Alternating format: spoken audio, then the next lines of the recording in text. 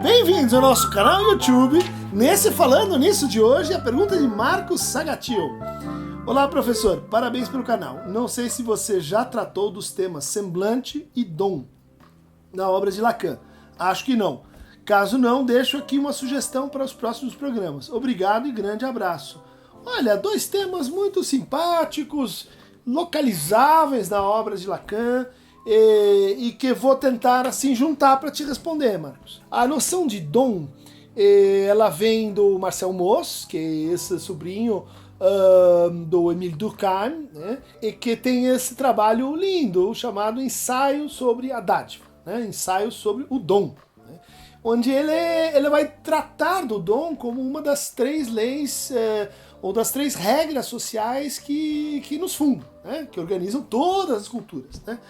Dar, receber e restituir, né? Ou retribuir. O Lacan vai pegar essa noção de dom e articulá-la com o processo de dialética entre desejo e amor. Ele vai dizer, no começo, a criança ela precisa entrar numa alternância ou ler a alternância entre presença e ausência da mãe, dos pais, daqueles que cuidam dela, como um signo de amor. Ou seja, não só como um comportamento, né, não só como um fato, não só como algo assim que aplaca objetivamente a sua fome, mas que é algo que tem um estatuto de doação, né?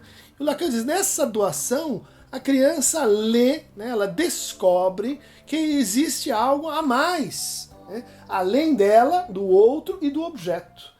E esse a mais é o que se passa nas nossas relações amorosas marcadas pela contingência. Quando a criança descobre isso, ela passa então a praticar também, a jogar dentro dessa dialética do dom. Ela pega uma folha, ela pega uma pedra, ela faz um rabisco e ela oferece isso para o outro, né?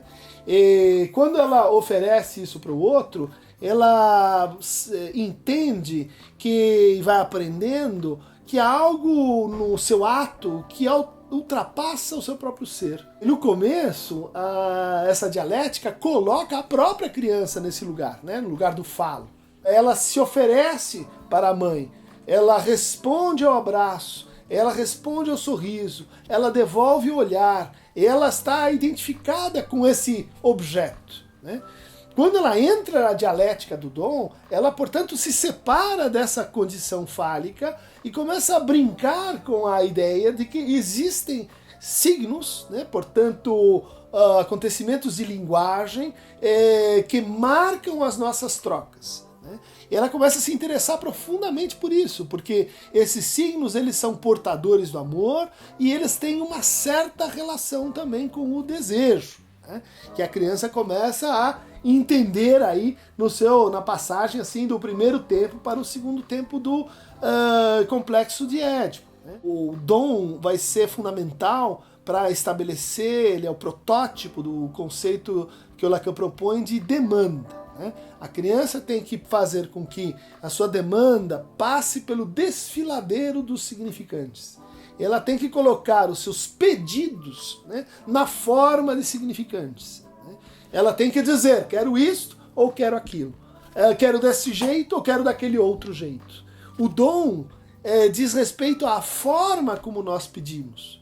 O dom diz respeito à forma como nós recusamos o pedido do outro.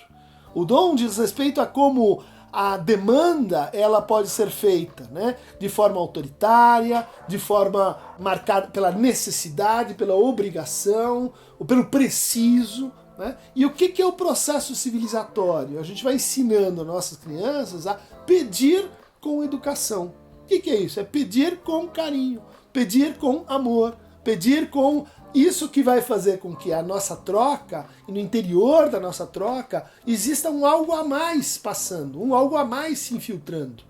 Caso contrário, a gente já teria trocas humanas que seriam simplesmente assim como trocas econômicas, né? Sem humanidade, né? Sem desejo, sem que aquilo que é trocado nos represente aquele que dá e represente também aquele que recebe. Isso está lá no Lacan do Seminário 4, do Seminário 5, isso é um dos conceitos que estão conexos com o desenvolvimento da dialética entre demanda e desejo, né? Entre demanda e desejo e necessidade. E você me pergunta como é que isso poderia se relacionar com um conceito que está num outro momento da obra do Lacan, né? Que é o Seminário 16, né? De um outro ao outro, ou o Seminário 17, o avesso da psicanálise. É um momento em que justamente o Lacan vai fazer uma revisão da sua teoria, ou do uso que ele está fazendo, da teoria das pulsões, né? Para o primeiro Lacan, a doação ela tem que ver com essa entrada, essa dimensão do ser e do ter, esse momento anal em que a criança aprende a dar e receber. Mas aqui no Seminário 16 e no Seminário 17, o Lacan começa a redefinir então a pulsão e o gozo como operadores do nosso laço social. Portanto, um outro modelo de troca. E ele vai dizer, o nosso laço social é dado por discursos, né? Há diferentes tipos de discurso. Há o discurso do mestre, onde o significante mestre está na dominante, há o significante do saber, no caso do discurso universitário, é ele que está na dominante, há o discurso histérico, onde a gente tem o sujeito dividido na dominante, e há o discurso do psicanalista, onde a gente tem o objeto A, né, justamente no lugar de dominante de um discurso. A gente fez um vídeo aqui no canal, recomendo que você assista, sobre os 4 discursos, onde a gente foi explorando a montagem e a circulação que existe entre esses 4 discursos na teoria lacaniana. Mas hoje você está pedindo um desenvolvimento específico sobre esta posição, que seria assim, a posição que a gente associa ao agente, à dominante, aquele que seria assim o autor do discurso. Ou melhor dizendo, aquele ou aquilo que um discurso individualiza. Essa posição, que eu chamei de dominante, o Lacan também diz, essa é a posição do semblant, né? Semblant a gente poderia traduzir por aparência, né? Mas a conotação é um pouquinho diferente da mera aparência. O certo seria dizer assim, o semblante é a relação que cada um mantém com a sua aparência. Como alguém segura a sua aparência, como alguém interpreta a sua aparência, como alguém usa a sua aparência no laço com o outro, né? Então aí você já está percebendo que essa relação de semblante, ela pode então modalizar diferentes formas de troca social. Algumas mais ligadas à dialética do dom, outras menos ligadas à dialética do dom, né? Então, num laço entre mestre, né? Em que eu tomo o outro como um mero escravo que trabalha para mim e que no fundo eu exploro, extraio mais de gozar. Nessa circulação a gente teria assim uma espécie de vedação da experiência do dom. A gente teria a troca pela troca, né? A troca pela extração de mais-valia ou de mais de gozar. Mas se a gente pensar no discurso da histeria, em que a gente tem um sujeito dividido, e também se a gente pensar no discurso do psicanalista, em que a gente tem um objeto como semblante, né, seria o operador, o indutor do discurso, a gente pode dizer que é muito importante que nesses dois discursos apareça uma certa contingência.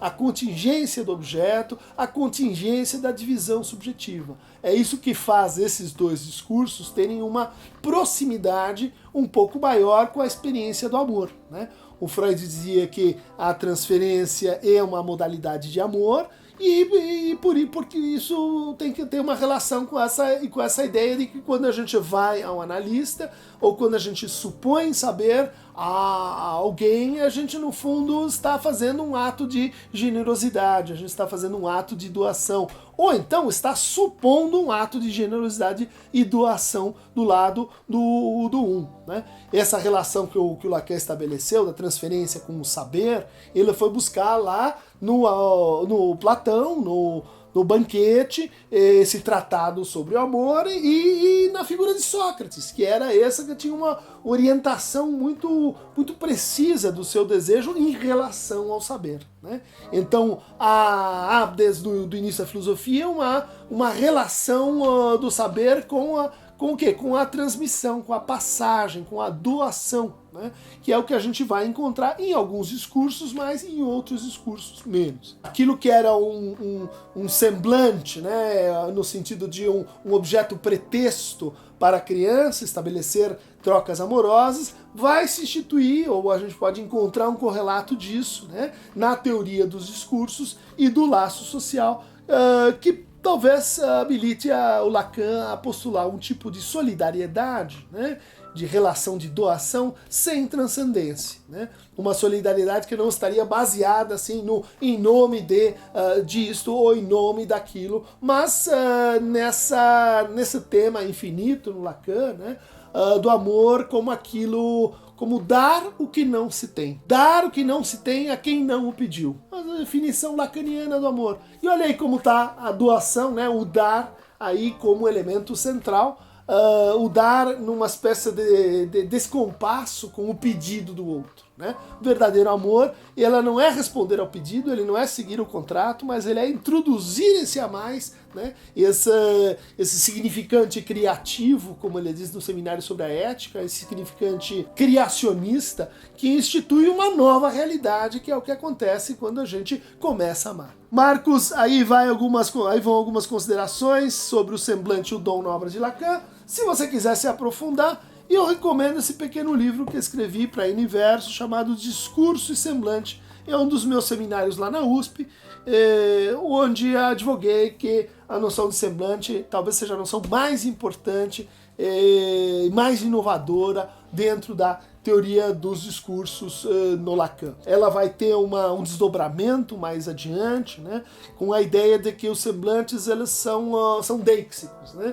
Assim como esses signos são signos de amor, são suportes para veicular alguma outra coisa, o semblante também tem uma estrutura deixica, né? E ele pode se representar na linguagem em expressões como isso, aquilo, a coisa, ontem, amanhã, depois de amanhã, ou seja, expressões que estão ligadas à situação de enunciação, né?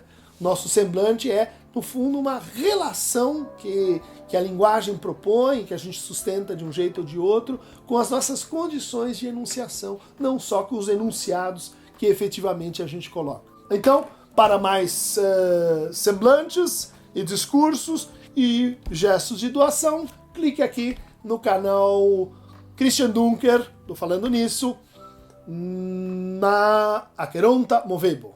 Por hoje é só.